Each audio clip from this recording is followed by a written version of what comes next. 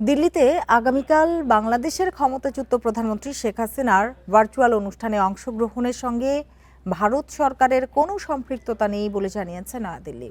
মঙ্গলবার দিল্লিতে সাপ্তাহিক ব্রিফিংয়ে দেশটির পররাষ্ট্র মন্ত্রণালয়ের মুখপাত্র রণধীর জয়সওয়াল কথা বলেছেন।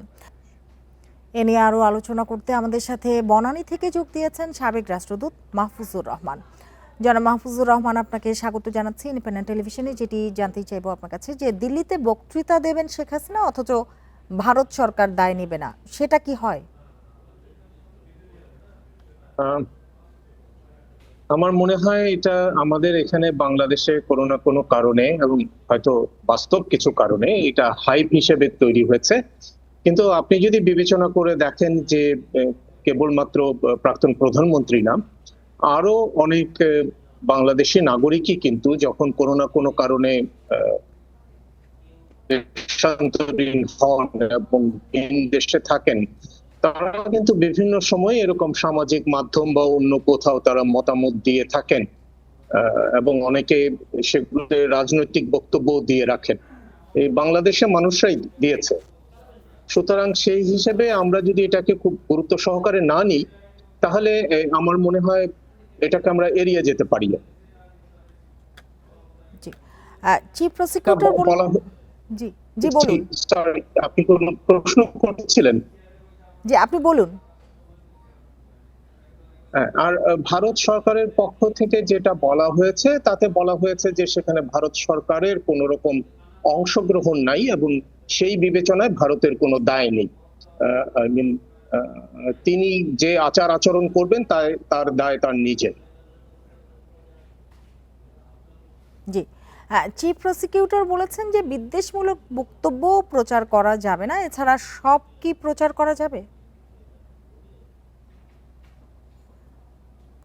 না, সেইটি তো হলো যে আমাদের মিডিয়া কি প্রচার করবে না করবে।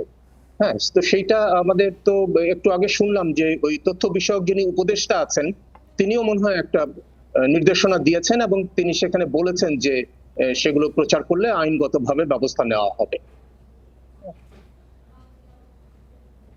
সুতরাং সেই বিষয়ে এটা এখন মিডিয়ার যে নীতিমালা আছে, সেই নীতিমালা অনুযায়ী আপনারা যারা মিডিয়াতে আছেন, ইউ উইল ডিসাইড কি করবেন।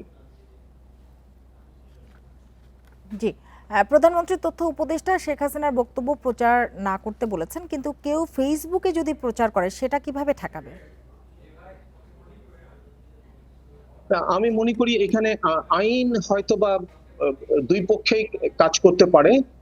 একদিকে হলো যে যদি আপনি আপনার উদ্দেশ্য যদি অসৎ হয়, অর্থাৎ দেশে বিশৃঙ্খলা সৃষ্টির জন্য অথবা অস্থিরতা সৃষ্টি করার জন্য যদি কোনো বক্তব্য প্রচার করা হয়, সেটা যিনি প্রচার করুন, যেভাবেই প্রচার করুন, সেটা তো অবশ্যই তখন আইনের আওতায় আনা যায়। কিন্তু সামাজিক যোগাযোগ যদি কেউ মনে করেন যে না, আমার মত প্রকাশের স্বাধীনতা আছে, সুতরাং সেই বিবেচনা থেকে আমি এগুলো প্রচার করছি বা প্রকাশ করছি, তাহলে তো এটা তখন আইনি ভাবে মোকাবেলা করতে হবে এবং আদালতে গিয়ে তখন হয়তো এটার ফয়সালা হবে। জি, ভারত সরকার যেমনটি বলেছে যে এটা প্রধানমন্ত্রীর যে ভার্চুয়াল অনুষ্ঠান, অংশগ্রহণের সঙ্গে ভারত সরকারের কোনো সম্পৃক্ততা নেই, সাবেক প্রধানমন্ত্রী শেখ হাসিনা। জি, তো সেক্ষেত্রে এই যে বেসরকারি সংস্থা, সেটি কেন সুযোগ দিচ্ছে বলে আপনার কাছে মনে হয়? আমার ধারণা এখানে হয়তো তাদের রাজনৈতিক অ্যালাইনমেন্ট আছে, যেটা খুবই সহজ বোঝা যায়। হ্যাঁ, সুতরাং সেই উদ্দেশ্য থেকেই তারা তাদের নেত্রীকে হয়তো সঙ্গে রাখতে চেয়েছে। তো এইটা একেবারেই একটা রাজনৈতিক উদ্যোগ এবং হয়তো গুটি কয়েকের উদ্যোগ, কিন্তু এটার সঙ্গে হয়তো সমর্থকদেরকে যদি আমরা গণনা করি, তাহলে হয়তো একটা সাইজেবল সংখ্যার সমর্থক আছে যারা হয়তো এটাতে আগ্রহী হবে, এটা শুনতে, প্রচার করতে বা যেভাবে হোক শুনে উজ্জীবিত হতে। জি, শুধু কি এটি কারণ বলে মনে হয় আপনার কাছে? হ্যাঁ, আমার কাছে অবশ্যই এটি কারণ মনে হয়। এর বাইরে যদি কোনো কারণ থেকে থাকে, অর্থাৎ যদি রাষ্ট্র বিরোধী কোনো কারণ থেকে থাকে, তাহলে বাংলাদেশ সরকার তো তখন অবশ্যই আইনি ব্যবস্থা সেখানে নিতে পারবে।